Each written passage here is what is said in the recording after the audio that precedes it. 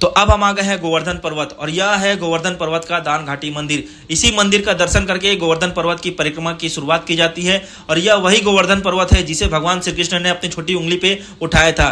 गोवर्धन पर्वत की परिक्रमा पूरी 21 किलोमीटर की है, 12 किलोमीटर की बड़ी परिक्रमा और 8 से 9 किलोमीटर की छोटी परिक्रमा, जिसे पैदल और नंगे पैर किया जाता है। अगर आप पैदल और नंगे पैर इस परिक्रमा को नहीं कर सकते तो आपके लिए ऑटो रिक्शा भी की सुविधा उपलब्ध है। आप ऑटो रिक्शा में बैठ के इस गोवर्धन पर्वत की परिक्रमा कर सकते हैं। वैसे तो किसी भी स्थान, किसी भी मंदिर की परिक्रमा जहां से आप शुरुआत करते हैं उसी स्थान पे आके अंत करते हैं तब परिक्रमा पूरी मानी जाती है। पर इस गोवर्धन पर्वत की परिक्रमा इस दान घाटी मंदिर का दर्शन करके शुरुआत की जाती है और इसी दान घाटी के मंदिर पे आके अंत की जाती है दर्शन करके, तब परिक्रमा पूरी मानी जाती है। अगर आप इस पावन धरती, पावन स्थान का दर्शन मेरे वीडियो के माध्यम से कर रहे हैं तो कमेंट में लिखिए राधे राधे।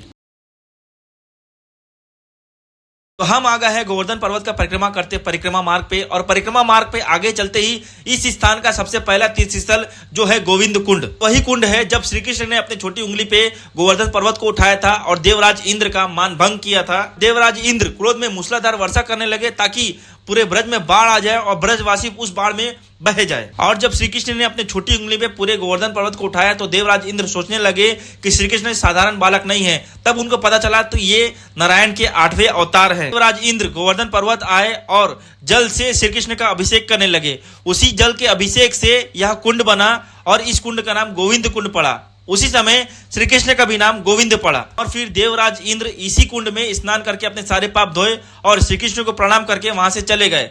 अगर आप भी मेरे वीडियो के माध्यम से इस पवित्र स्थान का दर्शन कर रहे हैं तो कमेंट में लिखिए राधे राधे।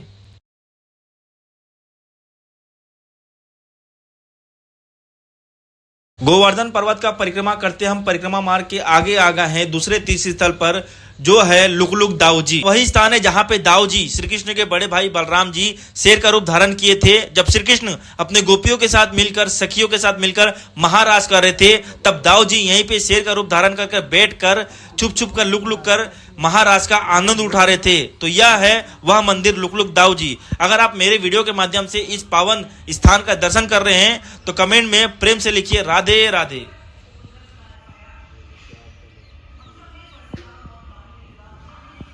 हम गोवर्धन पर्वत का परिक्रमा करते परिक्रमा मार्ग के आगे आ गए हैं अपने तीसरे तीर्थ स्थल पर जो कि है पुछरी का लोटा।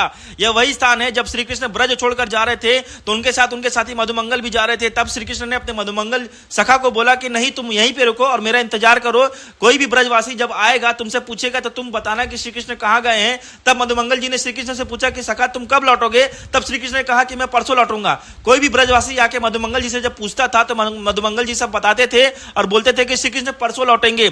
सबके पूछने, सब ब्रजवासी के पूछने से यह गांव का नाम पुछरी पड़ गया और लौटा श्री कृष्ण का सखा। तब इस स्थान का नाम पुछरी का लौटा पड़ गया। 5000 वर्ष से भी ज्यादा मधुमंगल जी इस स्थान पर बैठकर श्री कृष्ण का इंतजार कर रहे हैं पुछरी के लौटा बाबा बनकर। मान्यता यह है कि कोई भी गोवर्धन पर्वत का परिक्रमा करता है और इस मंदिर का दर्शन करता है तो उसकी परिक्रमा पूरी मानी जाती है। अगर आप भी मेरे इस वीडियो के माध्यम से इस पवित्र स्थान का दर्शन कर रहे हैं तो इस वीडियो को लाइक करिए और कमेंट में लिखिए राधे राधे। हम गोवर्धन पर्वत का परिक्रमा करते परिक्रमा मार्ग के और आगे आ गए हैं अपने एक और तीर्थ स्थल पर जो है श्रीनाथ जी का मंदिर। वही स्थान है जहां पे श्री कृष्ण ने जब इंद्र का मान भंग किया था गोवर्धन पर्वत को अपने छोटी उंगली पे उठा के, तो इस दृश्य का स्वरूप गोवर्धन पर्वत के पत्थर पर मूर्ति के द्वारा बन गई थी जो कि आचार्य वल्लभाचार्य के स्वप्न में श्री कृष्ण ने वही संरचना, वही स्वरूप दिखाया था। अब आचार्य वल्लभाचार्य जी श्री कृष्ण द्वारा बताए गए अपने स्वप्न की मूर्ति को वहीं पे स्थापित किया। 17वीं सदी में जब औरंगजेब श्रीनाथ जी का मंदिर ध्वस्त करने आया था, उनकी मूर्ति को चुराने आया था, तो यहाँ से श्रीनाथ जी का मूर्ति हटा के राजस्थान के नाथ द्वार में स्थापित किया गया। आचार्य वल्लभाचार्य जी को स्वप्न में श्री कृष्ण जी के मूर्ति का जो स्वरूप आया था वह यह है कि श्री कृष्ण अपने छोटी उंगली में गोवर्धन पर्वत को उठाए हुए हैं। ही मूर्ति इस मंदिर पे, श्रीनाथ जी के मंदिर पे स्थापित है। अगर आप मेरे इस वीडियो के माध्यम से इस पवित्र स्थल का दर्शन कर रहे हैं तो वीडियो को लाइक करिए और कमेंट में लिखिए राधे राधे। तो हम गोवर्धन पर्वत का परिक्रमा करते परिक्रमा मार्ग के और आगे आ गए हैं अपने एक और तीर्थ स्थल पर जो है इंद्र जी का मान भंग स्थल। इसी स्थान पर इंद्र जी का मान भंग हुआ था। श्री कृष्ण के कहने पर नंद बाबा ने इसी स्थान पर गोवर्धन पर्वत की पूजा की थी, उनको 56 भोग चढ़ाया था।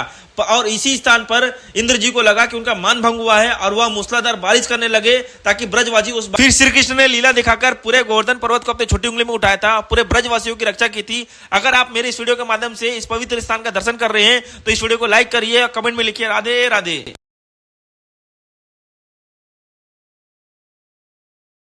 तो गोवर्धन पर्वत का परिक्रमा करते हम परिक्रमा मार के और आगे आ गए हैं अपने एक और तीर्थ स्थल पर, जो कि है सुरभि कुंड।